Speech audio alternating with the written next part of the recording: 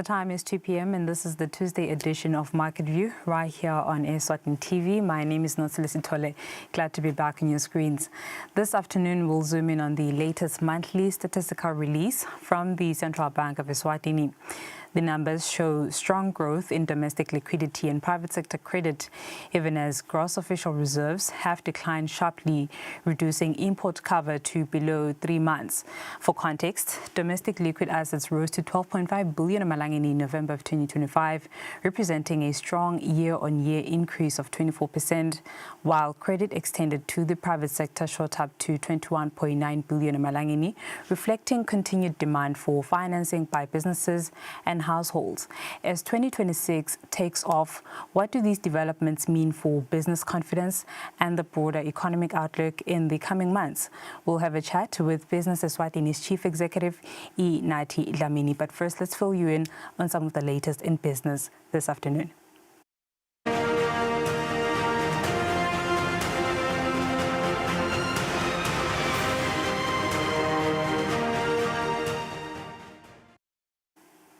And in our business stories, the Minister for Finance has engaged a specialized team from Uganda to assist the Eswatini Revenue Service and the strict enforcement of value-added tax collection. Speaking on Finance in Focus, Honourable Neil Weikenbeck stated that all non-compliant businesses will be dealt with decisively. In October last year, the Eswatini Revenue Service reported that about 4.4 billion in taxes were not declared or paid in the previous year. Breaking down this amount, the most concerning area, according to the service, was value-added tax, where approximately 1.3 billion was unpaid. The Honourable Minister for Finance, Neil Weikenbeck, says they are cracking down on defaulters of value-added tax. As much as taxations in general have gone up, we've got one area that's really causing trouble for us, and that is that the VAT collections in what we call the retail sector. So generally shops, wholesales in the country, the VAT that we're collecting from them is generally on a downward trajectory instead of the normal upward trajectory. And we do definitely believe that there's a certain amount of fraud and a certain amount of VAT that is kept by these shops, or sometimes even claimed unrighteously by a large portion of the retail sector, is causing trouble for us as a country. And so as much as ERS has been trying to get on top of this and been trying to work on this, we have found that it has been very difficult for them to be able to get on top of this themselves. And so we've decided as the ministry, together with ERS, to bring in some external support to try to help us. And so we now have a team here from Uganda, which have really got a wonderful track record of success when it comes to fixing tax fraud. And they have landed in the country, and they are starting straight away with helping ERS to be able to collect, to be able to go into that retail sector in general and really make sure that we identify companies and shops that are either not paying VAT or being fraudulent on the VAT front, and bring them to book. And we're going to be quite strict on that front, really to make sure that that these companies are brought in line with taxation. And if they've been naughty and if they've been committing tax fraud, they will be held accountable, even for historic tax fraud that they have been committing. As a country, we all need to be able to pull our weight in paying taxes. The tax system is designed that the poor do not pay tax, but we can't have a sector in our country which is somehow not paying tax and not pulling their weight on taxation. In fact, often taxing Eswatini the VAT and then not paying it over and keeping it for themselves, or even creating fictitious claims on VAT. And so from that perspective, we really are going to be getting very strict as a country on this. The team from Uganda is now landed. They're going to be helping us to be able to identify. They've been helping many countries in this regard, and as Eswatini, we believe it's going to make a big impact in Eswatini on the fraud that is taking place within the VAT collections in the retail sector. So that's going to be the focus. In their statement last year, the Eswatini Revenue Service stated that the wholesale and retail sector was identified as the largest contributor to this gap, accounting for around 600 million emalangeni, followed by manufacturing with a gap of 305 million emalangeni, and construction defaults by around 127 million emalangeni. Reporting, Nelson Dlangamandla, Vuminkosi Nzinisa, Mbabane. Mining and quarrying grew by 65.3% in the third quarter of last year when compared to the same period of the previous year. Forestry grew by 13.4%, contributing to the 11.8% increase in the performance of primary sector industries on a year-on-year basis. These figures are contained in the Gross Domestic Product Bulletin 2025 Quarter 3, released by the Central Statistics Office under the Ministry of Economic Planning. The primary sector recorded a 9.9% increase in the third quarter of 2025 year-on-year.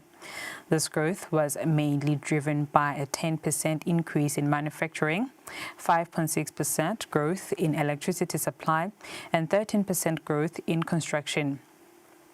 Tertiary sector industries recorded an overall increase of 6.2% in the third quarter of last year, year-on-year.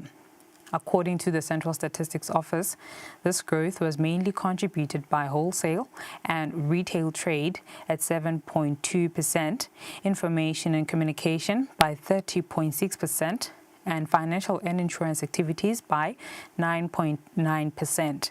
In terms of contribution to total industries in the third quarter of 2025, the primary sector contributed 7.7%. The secondary sector contributed 37.7%, while the tertiary sector accounted for 54.5%. The year-on-year seasonally adjusted growth for 2025 Quarter 3 stood at 5.8%, compared to a growth of 1.9% recorded in Quarter 3 of 2024. And you're up to date with some of the latest in business. After the break, we speak to Business Eswatini Chief Executive Nathi Lamini. Stay tuned.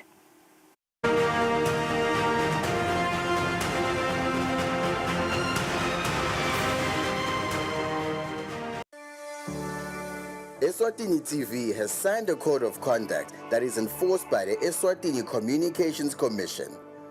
We are committed to reporting news that is accurate, comment that is fair, and programming that does not amount to hate speech or the description of gratuitous violence or explicit sex.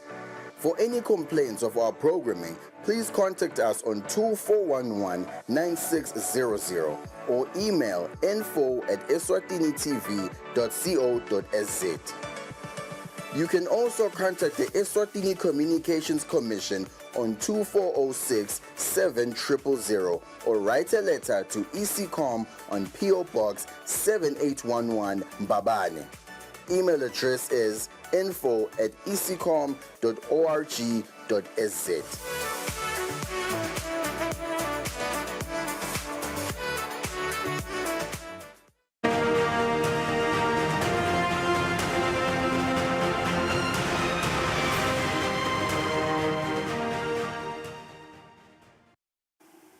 Welcome back. You are still watching Market View. On to this now. The Central Bank of Eswatini's November to December 2025 statistical report shows that domestic liquid assets rose to about 12.5 billion emalangeni. Private sector credit reached nearly 22 billion emalangeni. Interest rates remain unchanged, with the discount rate at 6.75% and the prime lending rate at 10.25%. The update notes that gross official reserves fell to about 11.4 billion emalangeni in December, reducing import cover to 2.7 months. These figures then shape the conversation on trade, input availability, and the stability of the exchange rate. To help us make sense of it all, we're joined by Business Eswatini's Chief Executive Nathi Lamini, coming to us virtually. A very good afternoon to you, Nkosi. Compliments of the new year. So domestic liquid assets stand at they stood at 12.5 billion emalangeni in November of 2025. This level of liquidity, what does it indicate about the current strength of economic activity looking at the year 2026? Thank you very much, Natsira, for inviting me. Happy New Year to you, and certainly Happy New Year to your viewers. Happy New Year, guys. I think we're starting the year on a very, very high note. All indicators are quite positive. And when you talk about liquid assets, first of all, I'd like your viewers to understand what is it that we're talking about. We are talking about money that is invested in interest-bearing instruments. It could be money markets, mutual funds, interest-bearing savings accounts, or whatever. And the question to ask is this: why would banks invest, oh, by the way, including even government bonds or treasury bills, what you call TBs? The question to be asked is, why do even banks do that? Aren't they supposed to be on lending the money to projects in the market? They do that when there are no bankable projects in the market. So they go park these liquid assets within those investment vehicles. Just say this as a parking bay, even in so that when somebody comes and borrow because they have a huge projects, they liquidate that investment in order to fund the customer. It's a good thing to do. But also the second part is that it could just tell you that there's probably too much liquidity in the market for various reasons. But I would argue it's something that we shouldn't worry about as long as we have enough parking bays, as I was referring to before. Right. And given the current monetary conditions, what would be Business Eswatini's outlook for the new year, economic outlook for the new year, that is? We have rather buoyant forecast on our part, and I will explain why our outlook is quite positive. You will remember that recently, year-on-year, our GDP figures are pointing at 5.8%. The projections are 6.1% for the whole year. And I'm hoping that if all the projects that were contemplated to come on stream in 2026, they do come on stream, we are just likely to hit a 6.1% GDP growth. The question is that a good figure? It depends who you're talking to. But from where I'm sitting, 6.1, but it's a pretty good figure, to be honest with you. It's probably it could be one of the highest within SADC, a GDP figure of 6.1%. Unfortunately, our growth in GDP usually doesn't attract the commensurate amount of job creation. But just looking ahead, all the indicators are positive. We have a stable monetary policy and environment. It looks like the government is doing a good job in their fiscal consolidation. Inflation is coming down quite rapidly, to be honest with you, which means, again, interest rates might be going down in the year. We are looking quite good if everything holds. And that's really the proviso that I would attach to that. I'm glad to hear of overall positive sentiment with regards to the economic outlook for 2026 from the private sector. So which sectors then would you say are best positioned to benefit from the current liquidity levels, and which are those that are likely going to struggle? I would tend to say, like I've said before, what are we talking about here? We're talking about excess funds, actually, either placed with the central bank or put it in, those are the parking bays I was talking about, that banks just put them there. Whilst they are parking them, they are scouting for projects. It could be from the primary sector, could be from the tertiary sector. coming from the secondary sector. In that case, if you've got excess liquidity, all business projects actually can stand to benefit as long as the proposals are bankable or indeed viable.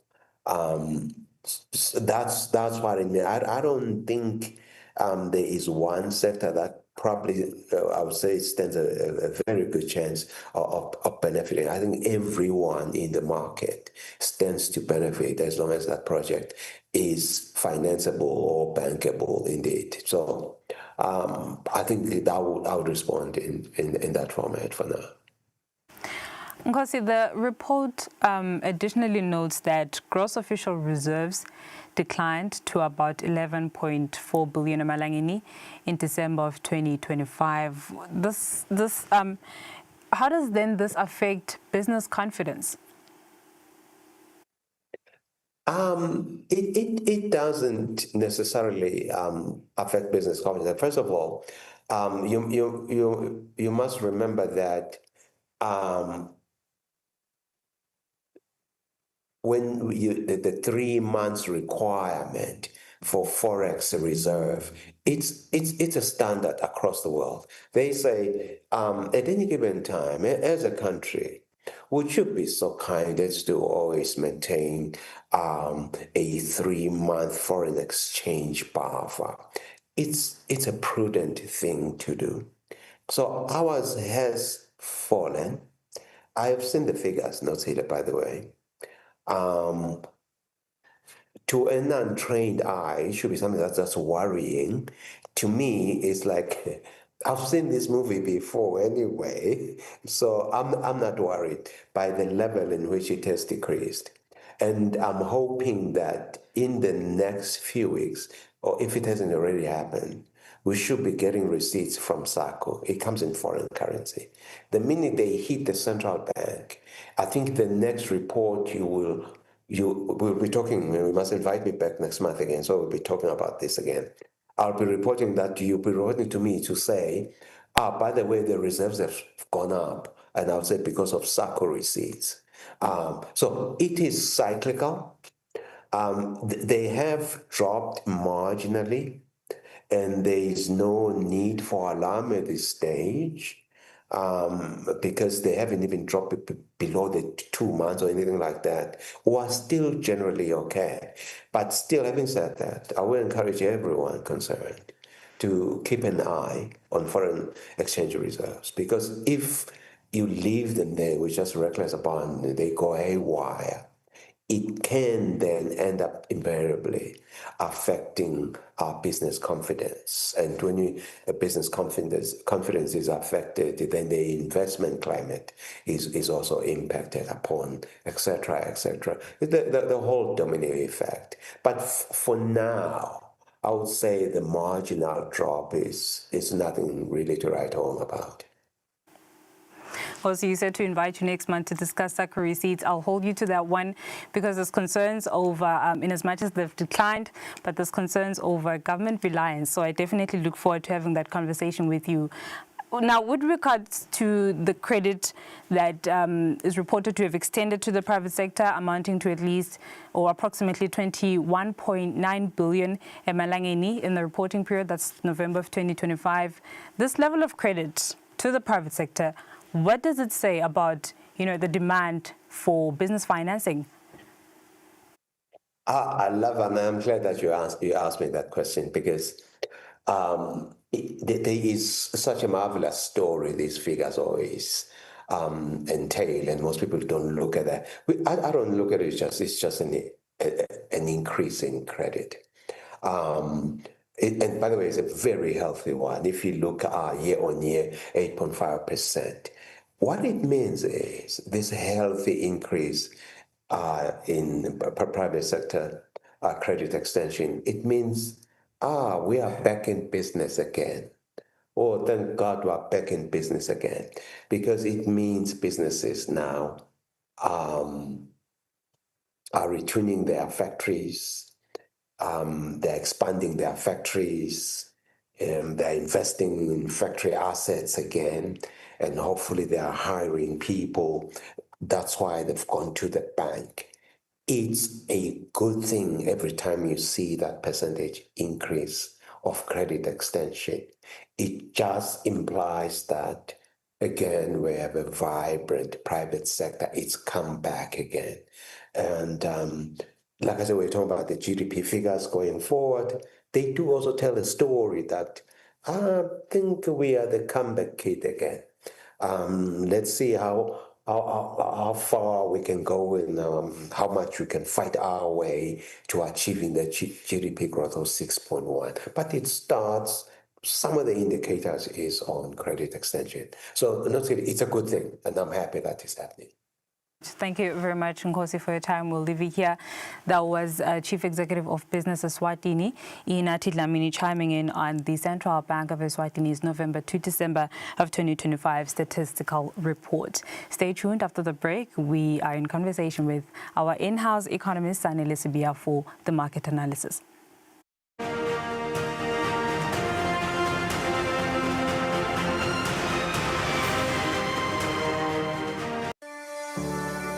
Eswatini TV has signed a code of conduct that is enforced by the Eswatini Communications Commission. We are committed to reporting news that is accurate, comment that is fair, and programming that does not amount to hate speech or the description of gratuitous violence or explicit sex. For any complaints of our programming, please contact us on 2411-9600 or email info@eswatinitv.co.za. You can also contact the Eswatini Communications Commission on 2406-7000 or write a letter to ECCOM on PO Box 7811 Mbabane.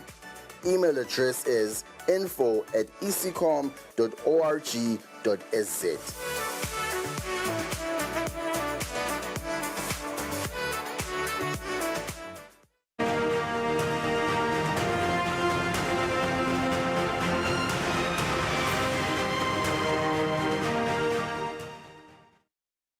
Welcome back. Now for our market analysis, in-house economist Sanele Sibia joins us virtually. Mr. Sibia, good to see you.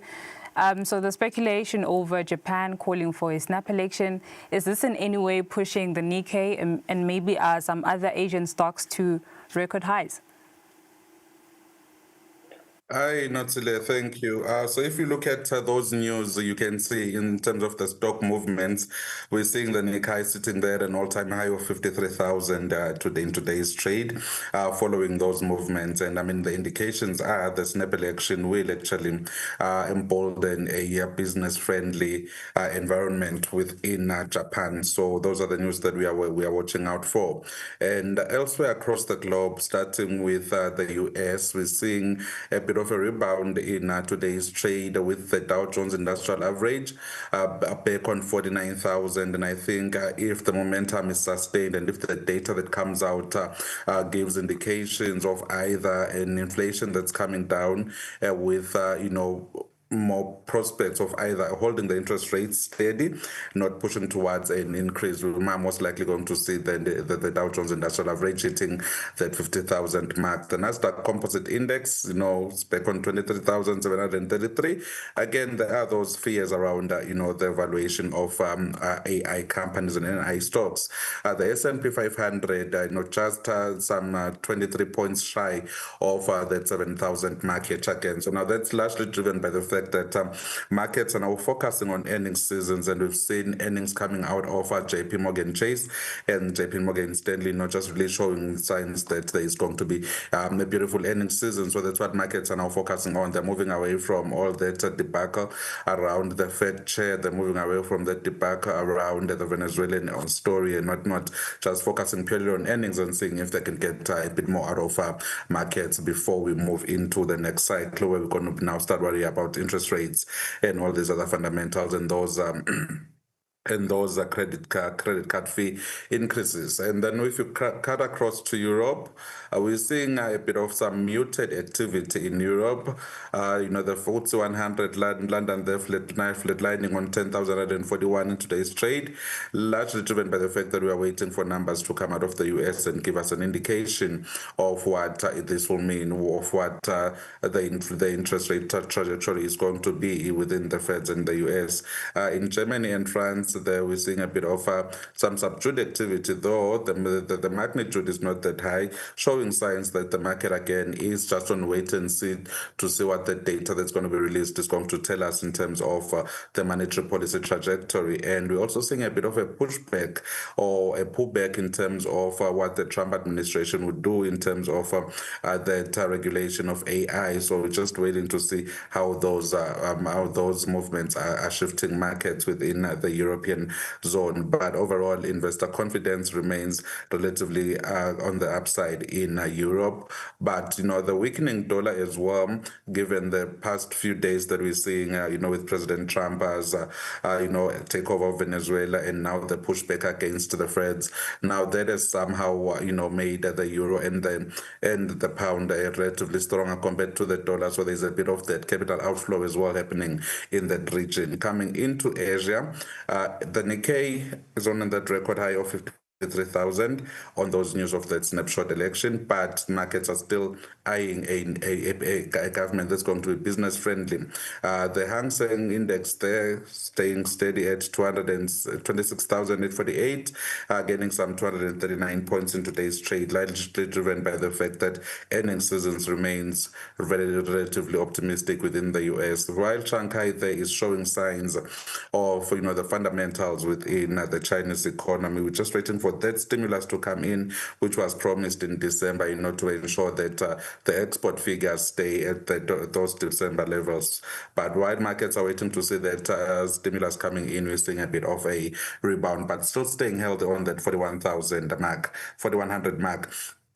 South Africa, we saw South Africa earlier on passing the 120,000 mark, but we're seeing a bit of a drawback now because we're seeing that the price of gold as well has somehow come down. So markets are still just waiting to see what's going to happen in terms of those US numbers, but we are still on a relatively healthy footing. Close is still higher than yesterday's close, even though when you're looking at intraday trade, we're seeing a bit of that fluctuation. Eswatini Stock Exchange remains muted at 491.45 Malanga in terms of all share volumes. And then in terms of gold, we're seeing a bit of that rebound in gold, just losing back to that 45.94 mark, just losing a few points in today's trade, largely driven by the fact that there is a lot of uncertainty, more so to do with what the interest rate trajectory is going to be. As we know, there is going to be that trade-off between, the interest rate and the price of gold, but still remaining relatively high. Brent crude oil is at that 64 mark, but we had expected it to go a bit lower, but with the tensions in Iran there and, the Venezuelan story there, we still go the price of Brent crude staying at that $64 per barrel mark. In terms of the currencies, the Lilangeni remains strong against the euro and the dollar, largely driven by that glowing price of gold and the inflow. We've seen the Johannesburg Stock Exchange gain some 5 trillion in last year's trade, showing that there's a bit of confidence in terms of foreign flows coming back into South Africa. And I know we also remain relatively strong against the Japanese yen. So we are just on that below that 1650 mark against the dollar. Thank you, Notsile. Thank you, Mr. Sibia, for that analysis. Economist Sanele Sibia showing insights on the day's trade. Otherwise, this has been the Tuesday edition of Market View. Thank you for staying with us. Until next time, take care.